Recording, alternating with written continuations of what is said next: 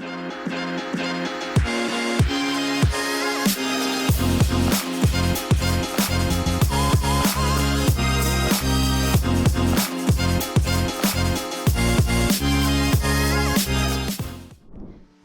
pembelajar ASN Kota Tangerang, kembali kita bertemu di video pembelajaran terkait dengan strategi implementasi SPM yang efektif. Dalam materi pembelajaran kali ini kita akan paling tidak ada 4 hal, yaitu yang pertama terkait dengan koordinasi antar organisasi perangkat daerah dan lintas sektor. Nah, strategi ini penting karena kita ketahui untuk, sekali lagi saya contohkan SPM pendidikan ya. SPM pendidikan itu yaitu setiap anak usia 7 sampai 15 tahun mendapatkan pendidikan dasar. Nah, artinya ketika bicara pendidikan dasar bukan saja pendidikan yang ada di sekolahnya negeri, tetapi juga sekolahnya swasta atau juga kelompok sekolah yang dikelola oleh Kementerian Agama, MI misalkan, atau MTS ya.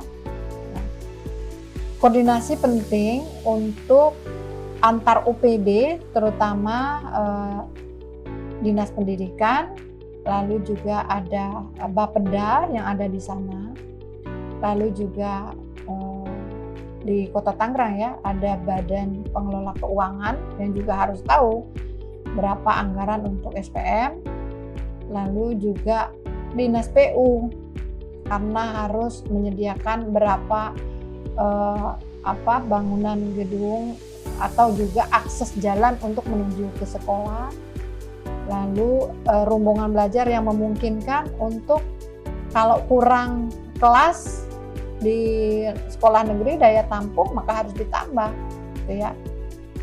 Nah, ini koordinasi ini dilakukan ini melalui ada mekanisme yang sudah terbentuk untuk khusus SPM karena jenis pelayanan sudah ada, mutunya sudah ada. Lalu barang atau jasanya juga sudah disiapkan, diatur di dalam peraturan, sehingga koordinasi lintas sektornya melalui Rakortek Renbang di kota ini bisa berkumpul untuk menentukan berapa jumlah sasaran tadi dan apa yang menjadi tugas dan fungsi masing-masing dari UPD-nya. Lalu yang berikutnya adalah terkait dengan penguatan data dan sistem informasi untuk penduduk yang menjadi sasaran. Jadi keseluruhan kami menyarankan karena data satu-satunya data saat ini yang data bergerak itu datanya sifatnya dinamis dikelola oleh Dukcapil. Di Dukcapil itu bisa kelihatan jumlah penduduk per usia ya, lalu dan semua SPM, saya ingin sampaikan semua SPM kecuali SPM-nya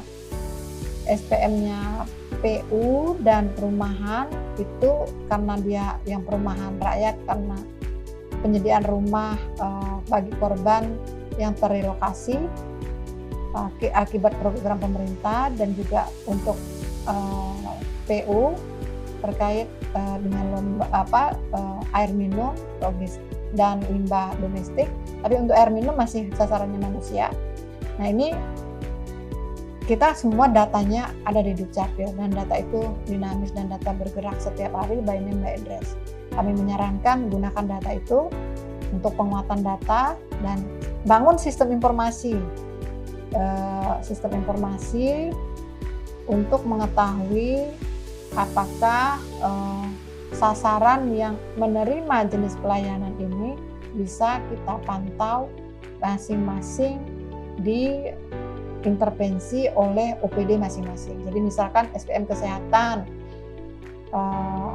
SPM pendidikan, SPM kesehatan, nah ini kita akan siapkan sistem informasinya tentu tadi berpatokan pada jumlah penduduk yang mendapatkan pelayanan sesuai dengan usia penduduk itu dan sesuai dengan jenis pelayanan yang ada di SPM. Ini penting sekali penguatan data. Saran kami gunakan data Dukcapil. Lalu ada integrasi strategi lain bagaimana mengintegrasikan SPM dalam perencanaan pembangunan daerah. Sahabat pembelajar ASN, perencanaan pembangunan daerah itu ada dua, ada yang 5 tahunan, ada yang tahunan. Nah, SPM mesti diinsert di dalam, terutama perencanaan pembangunan yang 5 tahunan, dia masuk dalam prioritasnya nasional dan daerah. Hari ini di dalam RPJMN 2025-2029, SPM itu sudah menjadi prioritas nasional. Dia menjadi bagian dari bagaimana tata kelola pemerintahan daerah dan juga pengembangan sumber daya manusia masuk ke dalam asta-citanya Pak Presiden terpilih Pak Prabowo dan Wakil Presiden Pak Gibran.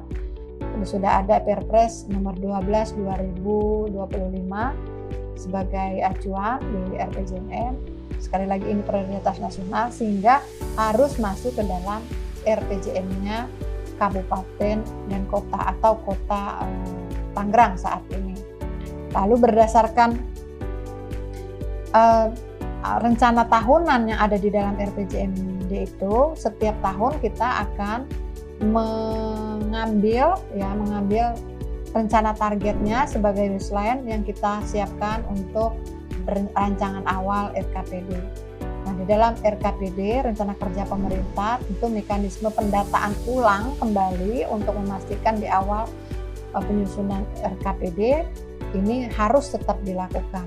Jadi ada dua mekanisme RPJMD untuk targetnya itu kita mungkin kalau menghitung secara keseluruhan selama 5 tahun pakai proyeksi gunakan data BPS, tapi untuk menghitung baseline-nya per tahun awal itu bisa menggunakan data Dukcapil. Nah, penghitungan sasaran ini baik 5 tahunan maupun tahunan sekali lagi harus masuk di dalam dokumen perencanaan di RPJMD dan di RKPD. Lalu yang tak kalah penting sebetulnya ya, bahwa SPM itu adalah standar pelayanan yang diberikan kepada warga negara. Kenapa diberikan kepada warga negara? Karena ini adalah bentuk tanggung jawab pemerintah untuk memenuhi kebutuhan dasar warga negara. Kenapa harus dipenuhi? Ya, agar negara kesejahteraan itu bisa tercapai sebagaimana amanat konstitusi. Dan kenapa harus pemerintah daerah yang melaksanakan? Karena di daerahlah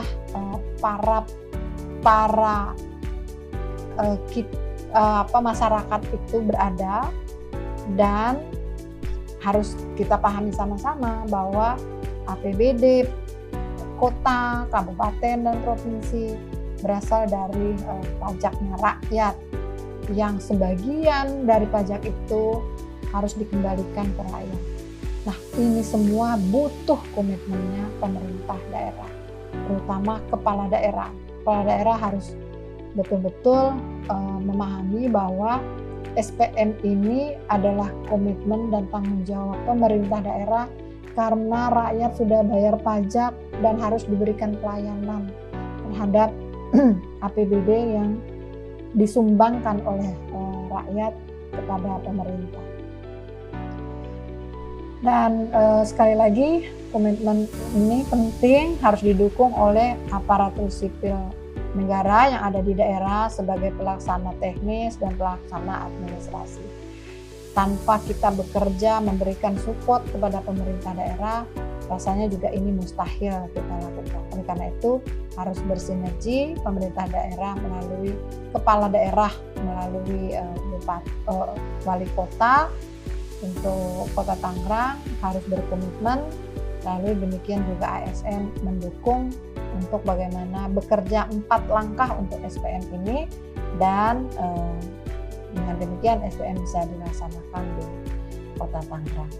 Demikian sahabat pembelajar ASN Kota Tangerang untuk video pembelajaran kali ini terkait dengan strategi implementasi SPM yang efektif. Kata kuncinya adalah pertama, koordinasikan lintas OPD, yang kedua penguatan data dan informasi, ketiga integrasikan SPM dalam perencanaan dan anggaran, dan lalu berikutnya komitmen pemerintah daerah dan peran ASN untuk lebih fokus terhadap bagaimana pelaksanaan SPM di daerah.